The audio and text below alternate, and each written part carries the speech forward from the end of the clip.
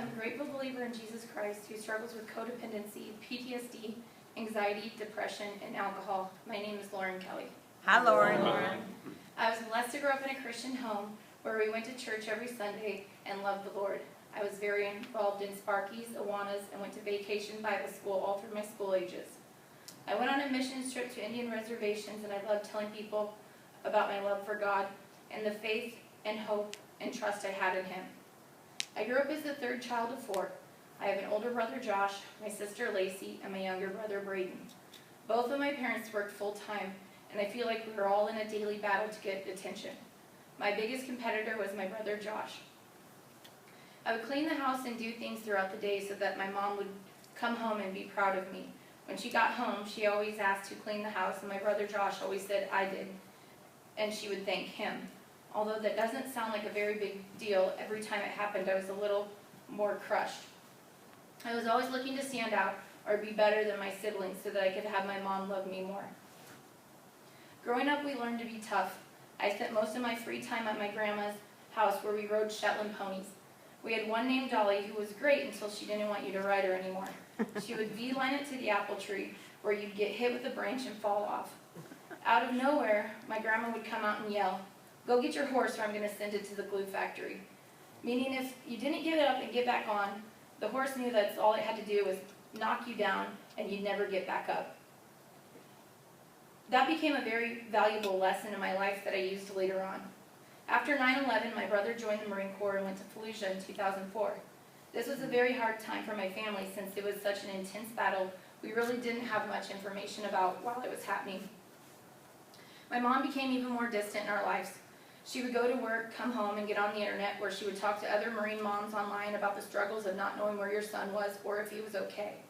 My parents drifted further apart during this time, and my dad would sleep downstairs. Divorce became a reality, and I found myself feeling like I had to choose a side. We had 2 houses at the time, and I was ready to move into the one we didn't live in with my father. Throughout high school, I played 4 sports, had good grades, and my senior year, I worked 3 jobs. I was always trying to do everything for myself because by this time, I knew I could depend on me. At 17, I joined the Navy and became a Navy corpsman. I went to war to get the attention my brother had from my mom when he went. That never seemed to measure up. After returning home from deployment, I did not get the same welcome home with the lights and fireworks my brother received. Once again, I felt like I wasn't as good, and the work I did never measured up to my brother. Throughout the Navy, I faced many struggles.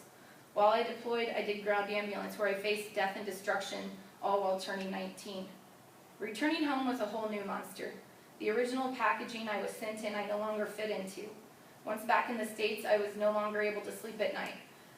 They prescribed me Ambien, but it didn't help. It only seemed to make me paranoid. This is when I began drinking Jack Daniels to fall asleep, and me and alcohol had a whole new relationship. I spent the next few years going out with friends and drinking, trying to suppress the thoughts and feelings I had after deployment. One night, I went with a boyfriend at the time to on-base housing, where he allowed one of his friends to sexually assault me. The man was a married Marine that I had been around numerous times. For whatever reason, I continued to run from the thoughts of deployment and continued to hang out. One night, the Marine who assaulted me broke down crying, apologizing to me and asking for forgiveness. I thought this was good enough, and I just put the event in the back of my mind with everything else I made myself forget, and closed the latches on an invisible box in my mind I had created. I was discharged from the Navy at 21 and ended up marrying a Marine staff sergeant shortly after. Another decision I thought would give me attention from my mom, since he was the same rank and the same battalion as my brother. He deployed 30 days after we were married. It was hard being a young new wife and managing everything alone. He had gone to see his daughter before the deployment, and 8 months later I received a call that his ex-wife was having his child. I felt like my whole future was given away, and the thought of me having children of my own was taken from me. Once again I was shattered, and the future seemed hopeless. Upon returning from his 6th or 7th deployment to both Iraq and Afghanistan, he became physically abusive. One night I found myself fighting for my life and finally accepting that I would probably not make it out of that house alive again. This happened more than I would like to admit, and finally after 3 years, I had the nerve to leave. Growing up in a Christian home, divorce never seemed like an option, but my parents gave me a 3-disc set called Marriage, Divorce, and Remarriage, and it gave me the biblical facts of when it's okay to leave.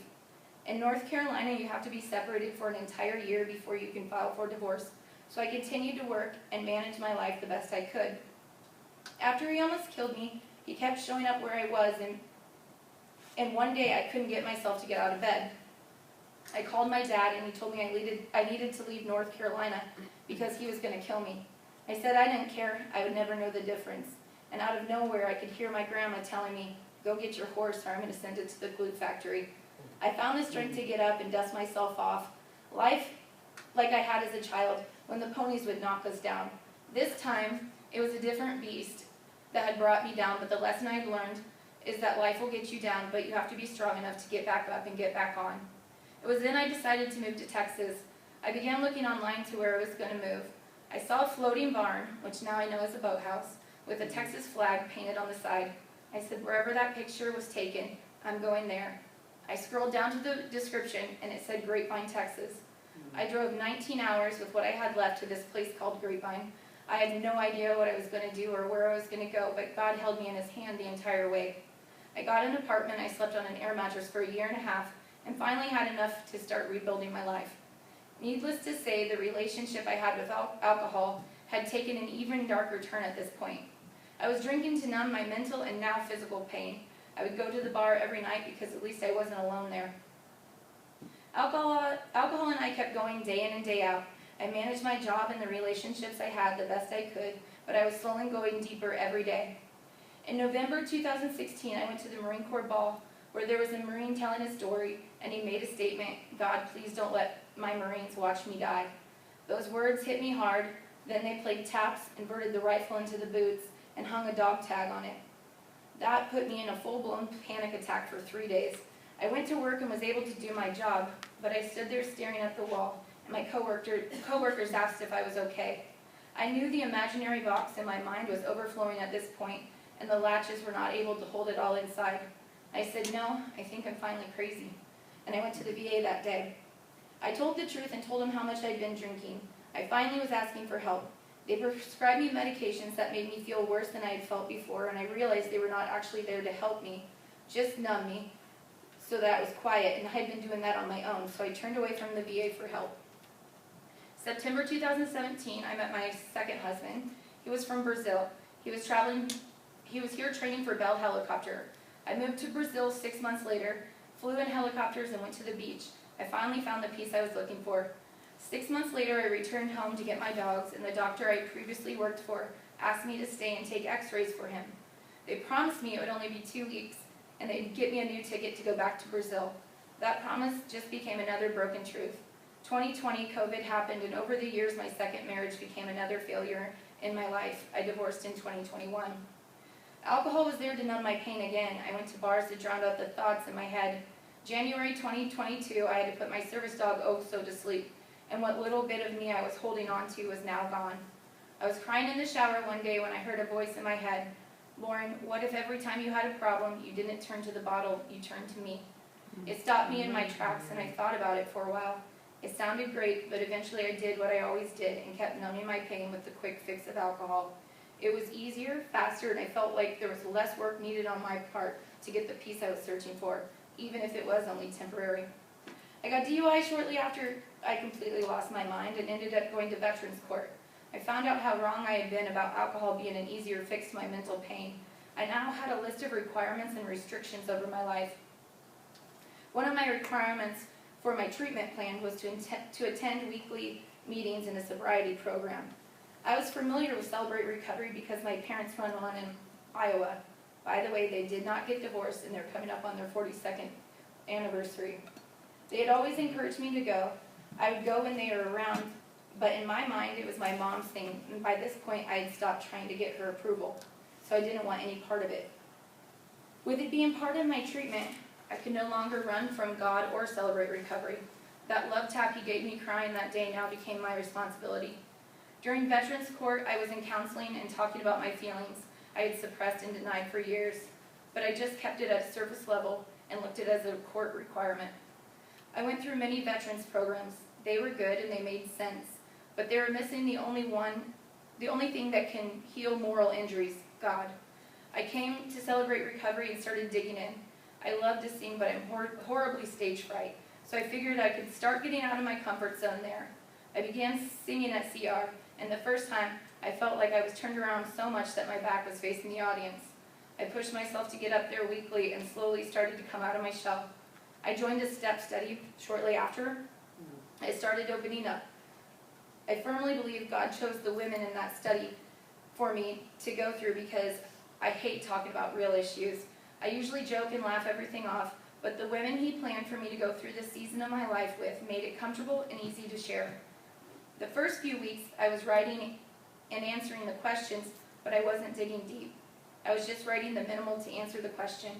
A few short weeks later, I was writing things I didn't even know I thought, and my answers were filling pages. I was finally able to open up and let my walls down in this safe group we had created. For the first time, I felt like I was truly heard and my words mattered. I wasn't competing for or seeking attention. I had found a group that, though our struggles were very different, seemed to relate in a way. Step 5, we admitted to God, to ourselves, and another human being the exact nature of our wrongs. Therefore, confess your sins to each other and pray for each other so that you may be healed. James 5:16. I went through my inventory with my sponsor, and I finally could release the guilt and shame I had been using alcohol to cover up. I was able to forgive people I never knew I could. I had so much built up resentment, it was dragging me down. The hardest one for me to forgive was my brother Josh. He'd always been my biggest competitor, but on top of that, he had been abusive growing up and always saying the worst things to everyone he came in contact with. He never thought he did anything wrong, and he treated everybody in his life like they were lucky to even be seen in the same place as him. Step 9, we made direct amends to such people, whether possible, except when to do so would injure them or others.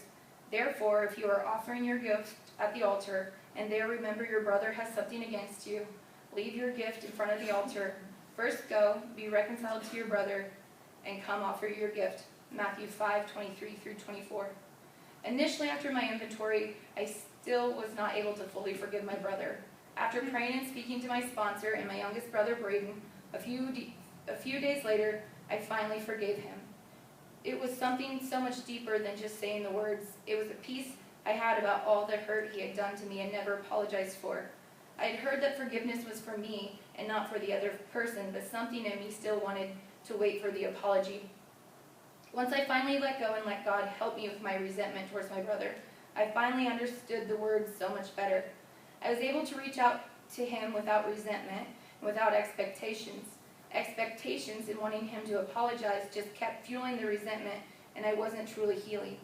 I called my brother just to talk and not hash out old hurts and feelings, just to let him know I wanted to be a part of his life again.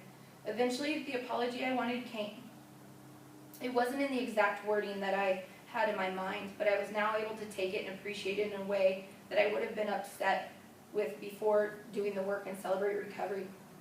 Celebrate Recovery has taught me to stay calm and in control through each situation. I used to become angry and feel like I needed to be tough and get even.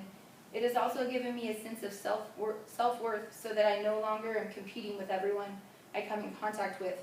It has given me a sense of freedom from these negative thoughts and feelings like I wasn't good enough. I've continued to find new areas in my life that I am able to apply these steps. I've been able to see people through God's eyes more and less judgmental or expecting people to do things my way. If you are new tonight, we recommend you try 4 meetings. This will give you a chance to hear 2 testimonies and 2 lessons. Personally, I cannot recommend enough going through a step study. It changed me in ways I never knew I needed. Since I have been in Celebrate Recovery, I finally found the real healing God has for people with injuries that are more soul-felt than you're ever able to put into words. I feel like I have had a reset button pressed where I can use my pain and struggles through the military to reach people with the kind of hurt we aren't able to describe.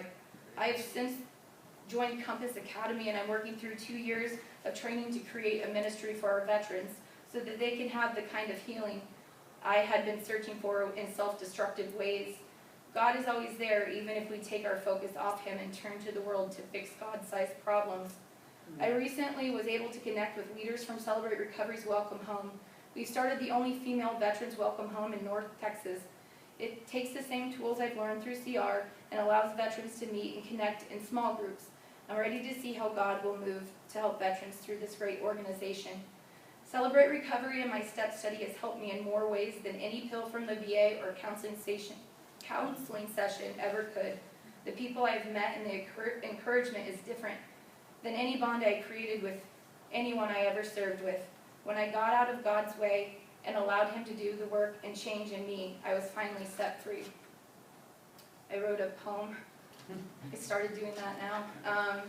The world today tells us that we must hide our flaws, keep it all together, smile, follow all the laws. Perfection's what we're seeking as we go day by day, bottling every feeling and watching what we say. Filter every picture and only post the good. Keep every secret hidden and do just what you should. But as I sit here lonely and look back on my past, I long for something real and something that will last. I look out all around me, looking for what is real, but everyone is broken and no one wants to heal. Hurt people, that is what they say, but heal people, that is what I pray. This life can feel so empty as we go through the years, but we must keep on going, keep pushing through our tears. It's never promised easy as we get through this fight. Just give it all to Jesus and He will hold you tight. For He's the one true answer to always give you hope. So put down that old bottle, stop using it to cope. There's a whole new world here waiting for you to just give in. Stop all your busy rushing and let your life begin. Amen.